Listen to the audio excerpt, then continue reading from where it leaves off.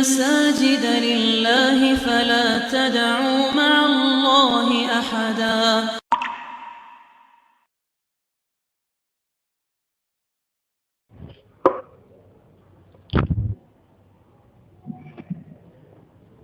Bismillahirrahmanirrahim.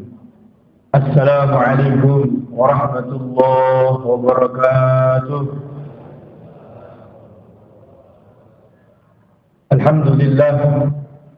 Alhamdulillahilladzi hadana bi'abdihil mukhtar man da'ana ilaihi bi'izni wa qad nadana labbaika ya man dallana wa ahbaban lana wa hadana.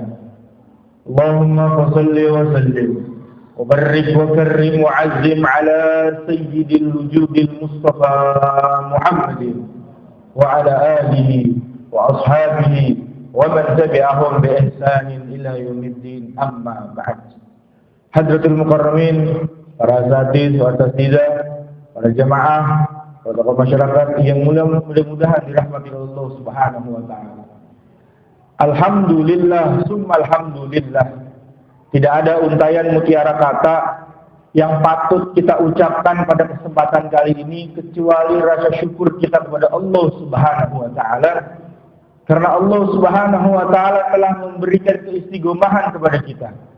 Istigomahan apa? Istigomahan kepada kita diberikan nikmat iman, nikmat sehat afiat, nikmat panjang umur. Sampai pada malam ke-23 ini atau malam ke-22 ini kita berikan kesehatan afiat, kita bisa menjalankan ibadah puasa, dan insya Allah nanti akan kita lanjutkan dengan sholat tarawih berjamaah. Maka dari itu tidak lain dan tidak bukan kata yang paling utama yang kita ucapkan pada kesempatan kali ini, yaitu Alhamdulillahirabbil alamin. Selawat serta salam tercurahkan kepada junjungan kita, suri teladan kita, yaitu baginda Nabi besar Muhammad sallallahu alaihi wasallam. Berkat beliaulah kita semua ini bersyukur akan hadirnya baginda Nabi besar Muhammad sallallahu alaihi wasallam. Karena beliau kita bisa mencicipi bagaimana kenikmatan berada di bulan suci Ramadan. Karena beliau kita bisa mencicipi bagaimana kekhusyuan, keasikan kita dalam sholat tarawih berjamaah.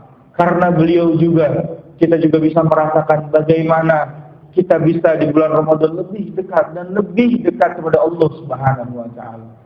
Maka dari itu selayaknya kita bersyukur kepada Allah Subhanahu wa taala dengan cara bersolawat kepada baginda Nabi besar Muhammad sallallahu alaihi wasallam. Para jamaah sedang salat tarawih rahimakumullah. Pada malam ini adalah sudah masuk ke fase 3 di bulan suci Ramadan. Di mana 10 hari terakhir akan ada tamu, super tamu. Akan datang tamu daripada tamu yang spesial di dunia ini. Tidak ada tamu yang lebih spesial daripada tamu yang akan datang pada malam ini, atau pada malam 10 hari Ramadan malam ini. Siapakah ia? Yaitu malam Lailatul Qadar, yaitu malam yang lebih baik daripada malam 1000 bulan. Maka dari itu ulama banyak yang bilang, yang masyhur pendapat ini. Ulama-ulama bilang, menganalogikan kalau malam 10 hari terakhir, kencengin tuh sarung. Ikat sarung kencang-kencang. Supaya apa? Artinya adalah kita di 10 hari terakhir kita harus bisa lebih dekat, lebih mendekatkan diri kepada Allah Subhanahu wa taala. Dengan cara apa? Salah satunya adalah dengan berdoa. Karena Allah Subhanahu wa taala di dalam surat Al-Ghafir menyebutkan, "Ud'uni astajib lakum." Berdoalah kalian, niscaya aku akan mengabulkan. Dan juga saya mengutip kalam guru saya, Abah Yai Rifki Muhammad Fakih yang berada di Pamulang. Setidaknya ada 3 poin yang kita harus perhatikan dalam berdoa. Yang pertama, yaitu ketika kita berdoa harus memuji Allah dan bersalawat kepada baginda Nabi besar Muhammad SAW. Di dalam hadis riwayat Sunan At-Tirmidzi mengatakan, ketika itu baginda Nabi besar Muhammad SAW setelah selesai sholat, biasa beliau kalau selesai sholat baginda Nabi besar Muhammad SAW itu bermajlis, berduduk dulu dengan sahabat-sahabatnya, ngobrol tentang perkara agama di dalam masjid. Seketika itu baginda Nabi besar Muhammad SAW ketika duduk terus melihat seseorang sahabatnya sudah selesai sholat dan dia langsung mengangkat tangannya. Beliau bilang, si sahabatnya itu bilang, "Ya Allah, ampuni aku, ampuni dosa kedua orang tuaku. Ya Allah, berikanlah aku rezeki yang berlimpah." Seketika itu baginda Nabi besar Muhammad SAW langsung bilang kepada sahabatnya itu yang berdoa, wahai engkau yang telah selesai menunaikan sholat, sesungguhnya engkau telah tergesa-gesa dalam berdoa kepada Allah Subhanahu wa taala. Lalu sahabat itu bertanya, maksudnya seperti apa ya Rasulullah? Kok saya bisa dibilang tergesa-gesa? Rasulullah pun jawab, iya, engkau tergesa-gesa karena doamu langsung to the point. Doamu itu langsung to the point. Dan doamu itu seharusnya melakukan pujian-pujian kepada Allah Subhanahu wa taala atas nikmat yang Allah berikan. Dan yang kedua, sebelum engkau berdoa, puji Allah Subhanahu wa taala dan bersalawat kepada baginda Nabi besar Muhammad sallallahu alaihi wasallam. Atau bersalawat kepadaku, baginda Nabi besar Muhammad. Dan setelah itu, setelah menasihati sahabatnya, dan setelah itu juga ada sahabat juga yang setelah selesai masih duduk, dia berdoa kepada Allah Subhanahu wa taala dan dia memuji Allah Subhanahu wa taala dengan alhamdulillahirabbil alamin hamdan syakirin dan lain sebagainya.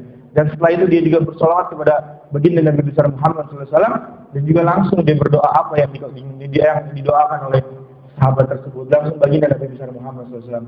Inilah contoh orang yang berdoa yang bagus menurutku. Itulah, jadi kita harus berdoa, jangan boleh to the point, tapi menurut hadis ini kita harus memuji Allah Subhanahu wa taala dan bersalawat kepada baginda Nabi besar Muhammad SAW. Dan yang kedua, yang paling penting adalah kita jangan membatasi doa. Jangan membatasi doa kita dan jangan membatasi Allah Subhanahu wa taala. Kalau bahasa Betawinya Bapak Ibu sekalian, kita kalau doa jangan naker. Jangan naker tuh gimana? Contoh doa naker tuh gini. Ya Allah, saya hari ini punya duit cuma 1 juta ya Allah. 1 bulan lagi saya pengen banget punya Innova Ribbon ya Allah. Apa mungkin saya bisa seperti itu ya Allah? Nah, doa-doa seperti itu adalah doa yang membatasi Allah Subhanahu wa taala. Dia tidak yakin akan doanya dikabulkan oleh Allah Subhanahu wa taala. Memang secara logika 1 juta 1 bulan lagi Innova Ribbon harga 500 juta itu mustahil. Apalagi kerjanya cuma mohon maaf cuma Gojek sementara. Itu dalam logika manusia itu mental, tertolak. Tapi Allah Subhanahu wa taala punya kekuatan. Allah Subhanahu wa taala zat yang maha besar. Apapun yang ia kehendaki, kun fayakun, maka akan terjadi. Jadi sekali lagi para jemaah, jangan menakar doa kita. Jangan menakar Allah Subhanahu wa taala. Tidak ada yang tidak mungkin di sisi Allah Subhanahu wa taala. Semuanya mungkin. Ketika Allah sudah menyaksikan kun fayakun, maka akan terjadi. Dan yang terakhir, yang ketiga, yaitu kita berhusnuzon kepada Allah Subhanahu wa taala. Kita berbaik sangka kepada Allah Subhanahu wa taala. Di dalam surat Al-Baqarah dinyatakan surat 100 Al-Baqarah ayat 186, "Wa idza sa'alaka ibadi anni fa inni qarib.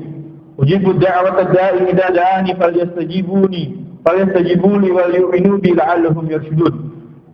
Yang artinya wa idza sa'alaka ibadi anni fa inni qarib.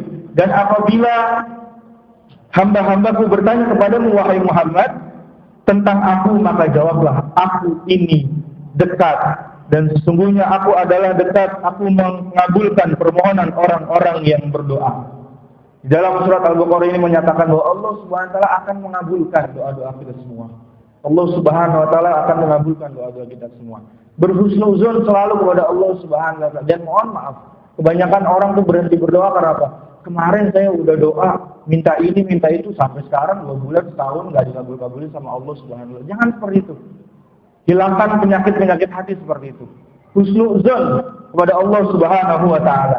Bahkan Imam Jalaluddin Rumi, seorang sufi besar, mengatakan bahwa doa adalah senjata yang paling ampuh pada saat ini.